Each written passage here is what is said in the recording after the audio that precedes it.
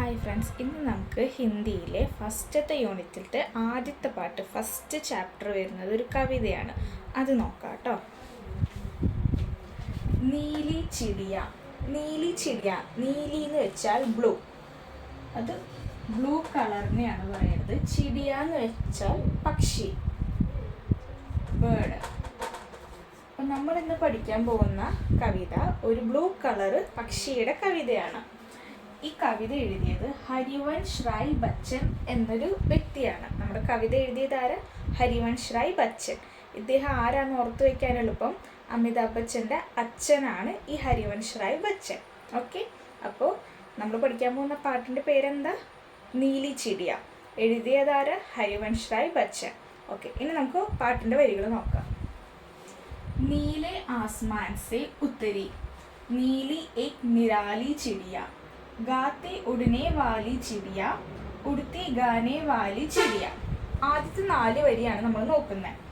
നീലെ ആസ്മാൻ എന്ന് പറഞ്ഞാൽ നീലാകാശം.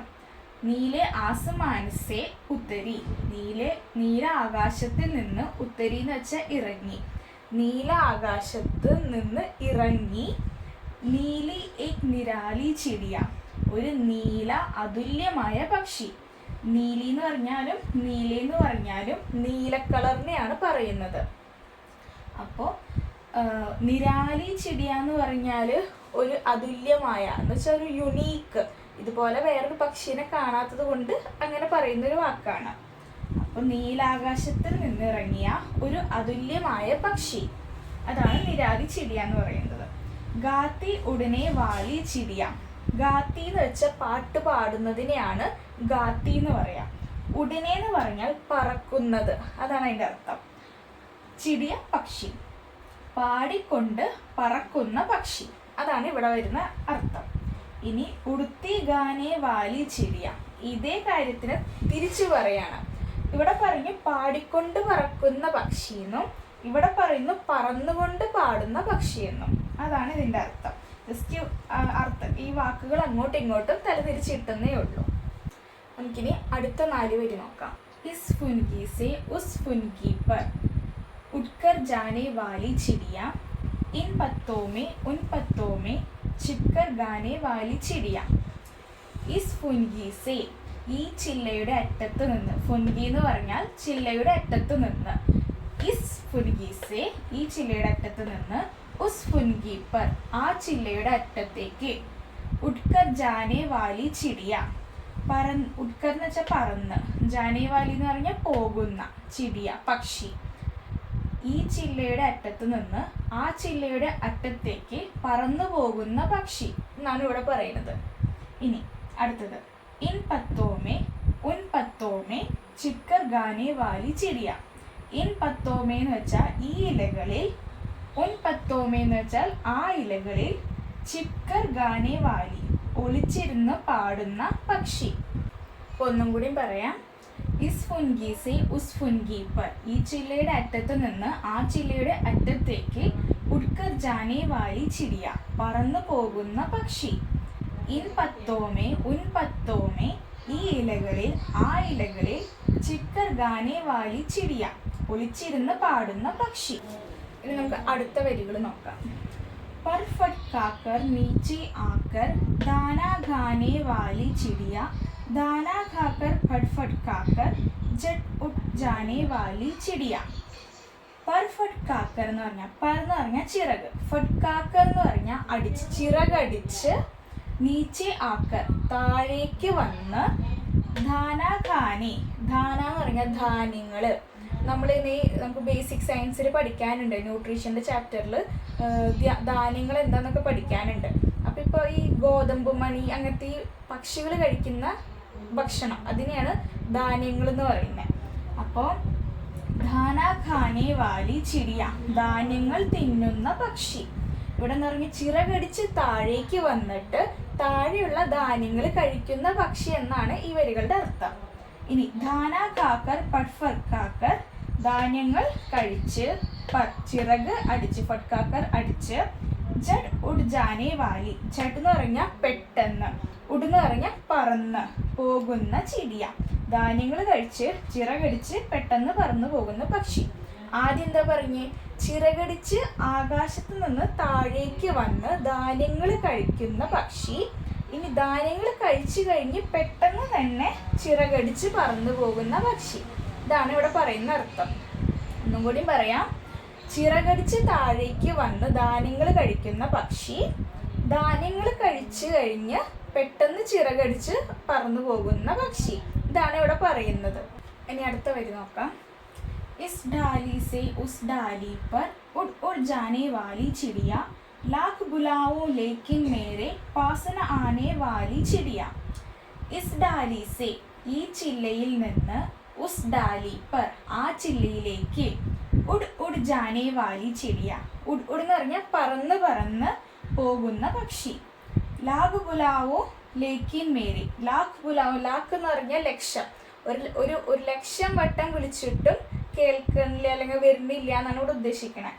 ലാഖ് ബുലാവോ ലേക്കിൻ മേരി, ഒരു ലക്ഷം വട്ടം ബുലാവോ വിളിച്ചു. ബുലാവോ എന്ന് പറഞ്ഞാൽ വിളിക്കും, പക്ഷെ ഇവിടെ ഉദ്ദേശിക്കുന്നത് ഒരു ലക്ഷം വട്ടം വിളിച്ചിട്ടും, ലേക്ക് എന്ന് പറഞ്ഞാൽ എങ്കിലും, മേരെ എൻ്റെ, പാസന ആനെ വാലി ചിരിയ എൻ്റെ അടുത്തേക്ക് വരാത്ത പക്ഷി.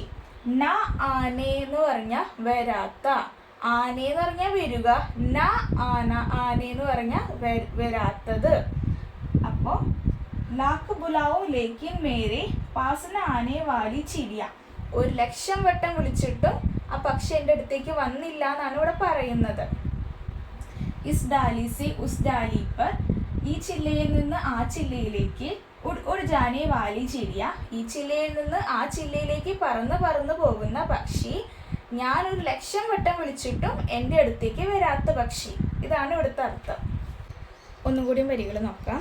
നീലെ ആസ്മാൻ സെ ഉത്തരി നീലി ഏക് നിരാലി ചിടിയ, നീലാകാശത്ത് നിന്ന് ഇറങ്ങി വന്ന ഒരു അതുല്യമായ നീല പക്ഷി. ഗാത്തി ഉടനെ വാലി ചിടിയ ഉടുത്തെ ഗാനെ വാലി ചിടിയ, പാടിക്കൊണ്ട് പറക്കുന്ന പക്ഷി, പറന്നുകൊണ്ട് പാടുന്ന പക്ഷി. ഇസ് ഫുൻഗി സെ ഉസ് ഫുൻഗി പർ ഉഡ്കർ ജാനെ വാലി ചിടിയ, ഈ ചില്ലയുടെ അറ്റത്ത് നിന്ന് ആ ചില്ലയുടെ അറ്റത്തേക്ക് പറന്നു പോകുന്ന പക്ഷി. ഇൻ പത്തോമേ ഉൻ പത്തോമേ ചിപ്കർ ഗാനെ വാലി ചിടിയ, ഈ ഇലകളിലും ആ ഇലകളിലും ഒളിച്ചിരുന്ന് പാടുന്ന പക്ഷി. पर फड़काकर नीचे आकर ധാന ഖാനെ വാലി ചിടിയ, ചിറകുകൾ അടിച്ചുകൊണ്ട് താഴേക്ക് വന്ന് ധാന്യങ്ങൾ കഴിക്കുന്ന പക്ഷി. ധാന ഖാക്കർ ഫട് ഫട്കാക്കർ ചട് ഉഡ്ജാനെ വാലി ചിടിയ, ധാന്യങ്ങൾ കഴിച്ചിട്ട് ചിറകടിച്ച് വീണ്ടും പെട്ടെന്ന് പറന്നു പോകുന്ന പക്ഷി. ഇസ് ഡാലി സെ ഉസ് ഡാലി പർ ഉഡ് ഉഡ് ജാനെ വാലി ചിടിയ, ഈ ചില്ലയിൽ നിന്ന് ആ ചില്ലയിലേക്ക് പറന്ന് പറന്നു പോകുന്ന പക്ഷി. ലാഖ് ബുലാവോ ലേക്കിൻ മേരെ പാസ് ന ആനെ വാലി ചിടിയ, ഒരു ലക്ഷം വട്ടം വിളിച്ചിട്ടും എൻ്റെ അടുത്തേക്ക് വരാത്ത പക്ഷി. ഇനി നമുക്ക് ക്വസ്റ്റ്യൻ ആൻസേഴ്സ് നോക്കാം. ചിടിയ ക്യോ ചിപ്കർ ഗാത്തി ഹെ, എന്തുകൊണ്ടാണ് പക്ഷി ഒളിച്ചിരുന്ന് പാട്ട് പാടുന്നത്? ക്യോങ്കി वो दूसरों को डरती है, അതിന് മറ്റുള്ളവരെ കാണുമ്പോൾ ഒരു പേടി ഉണ്ടാവുമല്ലോ, പക്ഷികൾക്ക് പൊതുവെ അങ്ങനെയാണല്ലോ. അപ്പോൾ അത് പേടി കാരണമാണ് അത് ഒളിച്ചിരുന്ന് പാട്ട് പാടുന്നത്. ഇനി ലാഖ് ബുലാവോ ലേക്കിൻ മേരെ പാസ് ന ആനെ വാലി ചിടിയ, ക്യോ എന്തുകൊണ്ടാണ് പല പ്രാവശ്യം വിളിച്ചിട്ടും, ഒരു ലക്ഷം വട്ടം വിളിച്ചു എന്ന് പറയുന്നുണ്ടല്ലോ, അത്രയും വട്ടം വിളിച്ചിട്ടും ഈ കിളി എൻ്റെ അടുത്തേക്ക് എന്തുകൊണ്ട് വന്നില്ല എന്നാണ് ചോദ്യം. കാരണം അതിന് മനുഷ്യന്മാരെ പേടിയാണ്. ക്യോങ്കി വോ മാനവ് കോ ഡർത്തി ഹെ, ഡർത്തി എന്ന് വെച്ചാൽ പേടിക്കുന്നുണ്ട്, അതുകൊണ്ടാണ്. ഇനി ഈ കവിതയിൽ കുറച്ച് വേർഡ്സ് ഉണ്ട്, എന്ന് വെച്ചാൽ ഉടനെ വാലി, ജാനെ വാലി, ഖാനെ വാലി, ഉഡ്ജാനെ വാലി, അങ്ങനെയൊക്കെ ഒരു വാലി വാലി വാലി എന്നും പറഞ്ഞ് കുറച്ച് വേർഡ്സ് വരുന്നുണ്ട്. അതെന്താണെന്ന് വെച്ചാൽ ഇത് വാലി എന്നും പറയാം, വാല എന്നും പറയാം. സ്ത്രീകളാണെങ്കിൽ, പെൺകുട്ടികളാണെങ്കിൽ വാലിന്നും, ആണുങ്ങളാണെങ്കിൽ വാല എന്നും പറയും. അത് ഇവിടെ ഈ ഗ്രാമറിൽ സ്ത്രീലിംഗം പുല്ലിംഗം എന്നാണ് അതിനെ പറയാം. ഇപ്പോൾ ഉടനെ വാലി എന്ന് പറഞ്ഞാൽ പറന്നു പോകുന്നവൾ, ഉടനെ വാല എന്ന് പറഞ്ഞാൽ പറന്നു പോകുന്നവൻ, അതാണ് അതിൻ്റെ അർത്ഥം. ഇനി ഖാനെ വാലി, ഖാനെ വാലി എന്ന് വെച്ചാൽ കഴിക്കുന്നവൾ, ഖാനെ വാല എന്ന് പറഞ്ഞാൽ കഴിക്കുന്നവൻ. അപ്പോൾ ആ വ്യത്യാസം മനസ്സിലായില്ലേ? ആണുങ്ങൾക്ക് അവനെന്ന് നമ്മൾ പറയും, പെണ്ണുങ്ങൾക്ക് അവളെന്ന് നമ്മൾ പറയും. അതേ അർത്ഥമാണ് ഇവിടെ വരുന്നത്. വാല എന്ന് പറഞ്ഞാൽ ആണ്, വാലി എന്ന് പറഞ്ഞാൽ പെണ്ണ്. അപ്പോൾ ഉടനെ വാല എന്ന് പറഞ്ഞാൽ പറക്കുന്ന ആണ്, ഉടനെ വാലി എന്ന് പറഞ്ഞാൽ പറക്കുന്ന പെണ്ണ്. ഉടനെ വാലി എന്ന് പറഞ്ഞാൽ പറക്കുന്നവൾ, ഉടനെ വാല എന്ന് പറഞ്ഞാൽ പറക്കുന്നവൻ. വാല പറക്കുന്നവൻ, വാലി പറക്കുന്നവൾ. അതാണ് വ്യത്യാസം. ഇതേ രൂപത്തിൽ നമുക്ക് പല വാക്കുകളും പറയാൻ പറ്റും. ഖാനേ വാല, ഖാനേ വാലി, ഗാനേ വാല, ഗാനേ വാലി. ഖാന എന്ന് പറഞ്ഞാൽ ഭക്ഷണം, കഴിക്കാന്നൊക്കെയാണ് അർത്ഥം. ഗാന, ഗംഗയുടെ ഗാ വരുമ്പോൾ അത് പാട്ട് പാടുക എന്നൊരർത്ഥവും വരും.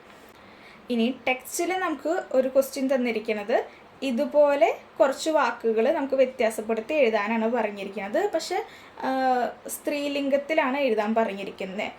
പി, ദേക്ക്, ബീഗ്, കർ, ഇങ്ങനെ 4 വാക്ക് നമുക്ക് തന്നിട്ടുണ്ട് ടെക്സ്റ്റ് ബുക്കിൽ. അത് എങ്ങനെ എഴുതാം?